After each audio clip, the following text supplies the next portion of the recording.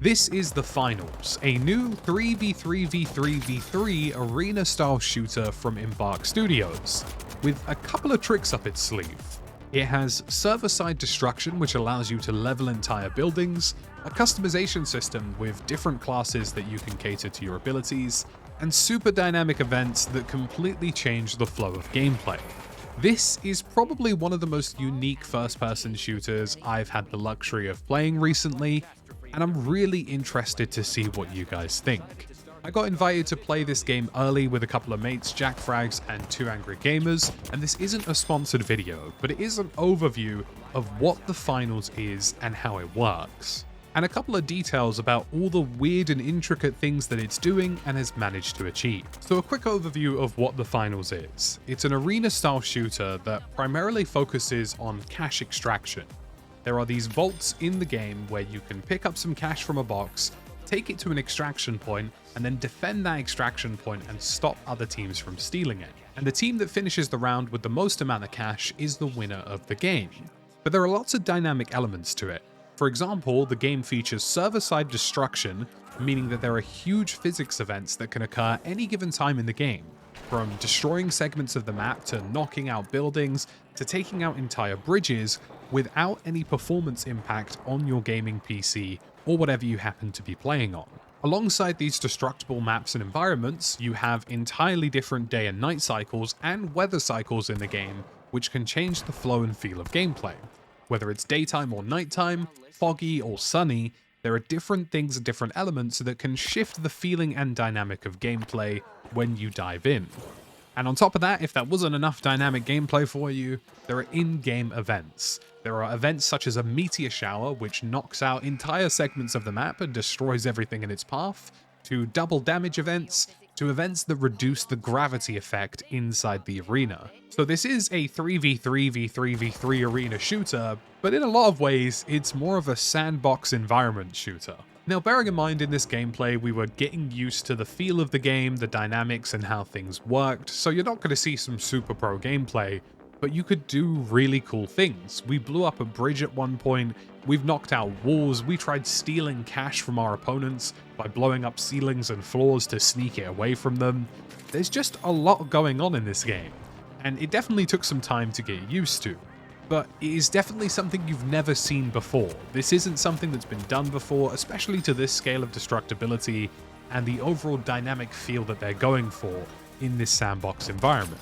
It's not perfect though, and we will talk about some of the problems later, but do remember that this is a work in progress and that this game is going into a beta. The cash extraction game mode was the only game mode that we played, and I think it's the central focus of the game in terms of its core identity.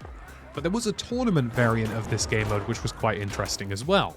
You drop into a 3v3v3v3 with 3 other separate teams from your own, and then the 2 top teams from that game end up going into the next round, and then the next round, and then the next round, until you reach quote-unquote the finals. And then you have to battle it out with 4 other teams in that game mode to try and win, get the most cash, and extract with the most money. Now, I don't know if there's going to be a ranking system to this game, a reward system for extracting with certain amounts of cash, or a cosmetic reward system. I have no idea how any of that works, and hopefully that will be revealed in the future, but for the most part, it was a pretty interesting system. The game also has fairly detailed customization, and I don't just mean in terms of the visual customization, although there are weapon skins and character skins which you can mix and match as much as you want, which is really cool to see. But the overall flow of the gameplay is split into 3 separate classes: a small class, a medium class, and a large class, and they all have access to different equipment. The large class, for example, has a rocket launcher and a flamethrower, and a large M60 machine gun, whereas the medium class simply has an AK assault rifle. And the small class has access to things like a pump-action shotgun, a sniper rifle, and an assassin knife that you can sneak up on opponents with. The small class has the ability to turn itself invisible for a brief period of time, the medium class has a healing ray that it can use on its friendly teammates, and the large class has a charge and slam ability to break open objects or take out opponents. And from small to large, there are different amounts of mobility and health. Now, these are just the default levels of what these characters have. The developers made it quite clear though in the pre-game interview that we did They wanted you not to feel restricted, and they wanted you to make your own kind of gameplay style from any of those individual classes. Because there are various bits of equipment like zip lines and barricades and C4 and detonation charges and goo grenades which create these false walls around you that you can utilize. And if you combine a couple of those abilities together, then you can effectively make different builds. For example, you could have a medium player that's focused on mobility, using something like a jump pad and a zip line to move around the map really quickly. But you could spec that character entirely differently and make them an area denial player that has a goo grenade to create walls and uses a Molotov to set fires and block off different entrances and exits. You could make the heavy player a light machine gunner who gets up close and personal with his opponents, or a flamethrower player who gets up close and personal. Or you could make them have a rocket launcher and sit back further away and take out different structures of the building. And on the small character, you could be somebody who uses the invisibility to get up and close and use a pump action shotgun, or somebody who sits further away and uses stealth to try and snipe somebody. Now, these aren't perfect archetypes, and you can mix and match different abilities however you please, but I think it kind of shows that the individual classes themselves aren't particularly limited. You can play them in styles that you want to play them in. So I guess now the million-dollar question, now that you know about the maps, the modes, the dynamic events, the destruction, and everything in between, is it any good? And that's a bit of a vague question, because it is a work in progress, and it is something that's only going into a beta. Now, the one thing I definitely didn't enjoy was some of the weapon balancing. Some guns felt like they did nothing, other guns felt like they did far too much, like a sort of hybrid shotgun grenade launcher, which was super overpowered. But ironically, when the session ended, the developers already put in the Discord that they'd actually tweaked these weapons straight away, and were using some of our feedback to tweak other weapons, so I guess that's a promising sign for how the communication system could work in future, and just how quickly the turnaround is on some of these things. It also seems like a lot of the devs themselves play the game fairly regularly, and were aware that some of these weapons were a little bit over the top in places, or a little bit weak in some places as well. There are a few other things I have gripes with, but overall I would say it was a fun experience, specifically because it was something so unique that was a little bit different. You know, the finals is this weird game show destruction sandbox shooter. It isn't trying to be anything else, and it's executing that core concept very well. But there are elements about it that do need tweaking, and so to speak, the proof is in the pudding. And executing certain parts of the game like the ranking system, the reward system, the battle pass system, what you get from these tournaments and how you level up, and all of these progression things are critically important in terms of how they release them. But in terms of just core gameplay, I would say it was about 70% of the way there. When the game is super intense and there's lots of action going on and you string together these cool moments, it's a lot of fun. You know, you get to do these unique things like create walls or destroy walls or try and steal things by blowing up buildings. And when you string those moments together in that kind of high intensity situation, it is a lot of fun. But there are a couple of things that set it back. For example, the game mode itself often has a lot of downtime, which I wasn't expecting. I was expecting a lot more intensity and a lot more fighting over some of these boxes.